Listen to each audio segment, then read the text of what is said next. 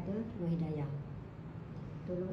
Saya Nur Hidayah, anak kebuah kepada Kak Sally, yang mana saya ada masalah kesihatan. Ramai tahu yang saya paralyzed 3 suku badan from chest to down dari level T3.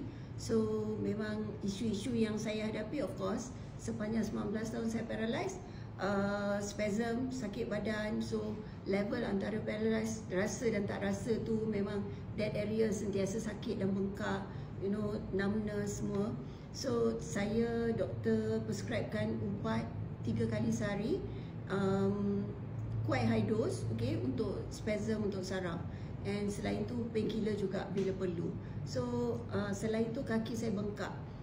Kaki saya memang dah 4-5 tahun ni always bengkak. Saya dah pergi buat ultrasound, dah pergi buat X-ray, semua tak ada masalah, macam masalah kesihatan, contoh kencing manis ke apa semua tak ada, kidney semua okey. So memang curious lah. Tapi bila saya diperkenalkan oleh my aunty pakai Alura series ni, the whole set lah, the stocking, the pants, the sport bra semua, then termasuk I selalu migraine. Okay, so bila I pakai, amazingly I was so surprised because yang 19 tahun saya menahan sakit, memang bengkak, memang perlu orang tolong gosok, orang tolong massage, you know. Sekarang dah tak perlu, hanya dalam masa 3-4 hari pakai the sport bra saja dan the Alura pants and the socks. Yang kaki bengkak tu pun 3-4 hari dah tak bengkak sampai hari ni. Kalau tak, saya duduk 1 jam je kaki saya dah bengkak. Saya normally bangun tidur pagi sampai ke malam akan duduk kan, wheelchair buat kerja ke apa ke. So sekarang ni dah tak bengkak langsung, compare to before. 1 hour kaki saya akan bengkak macam belon, macam daging you tekan tenggelam. Sekarang semua dah tak ada.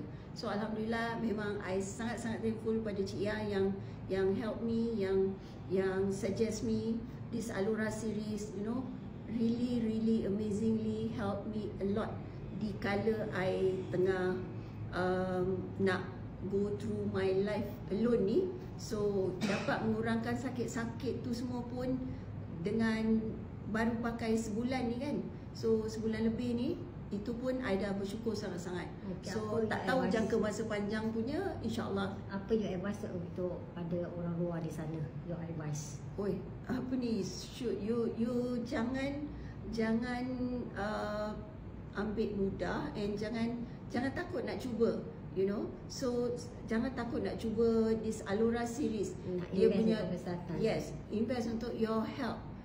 Mungkin kadang-kadang you nampak benda tu macam a bit expensive, but kalau you kira dengan nilai kesihatan you, memang sangat-sangat berbaloi, you know. Okay, terima kasih banyak no. Terima kasih Cik Ya. Testimoni dan apa yang dia telah mengalami.